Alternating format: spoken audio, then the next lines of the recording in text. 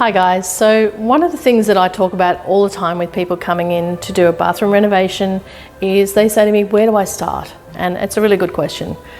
I often say to them, the best place to start is talking about style and colour. What style is your house and what colour? In tapware, it's true to say you've only got a very limited range of colours. We have 5, right? So probably the best thing to do is choose those 2 things first, and that'll inform the rest of your choices. In the Liano range, for instance, we have these beautiful 5 colours, black, chrome. These are a electroplate finish. These are a PVD finish. So we've got the brushed nickel, we've got the brushed brass, and the gunmetal. These 2 are very much trending colours as mixed metals, which you see often used where people will put the brushed nickel, say, in the tapware, and then they might put the brushed brass in some lighting as an accent colour. Great colour trend. The really great thing about this product range as well is that the in-wall bodies for these are the same universal in-wall body as they are for our urbane range, so a more modern collection.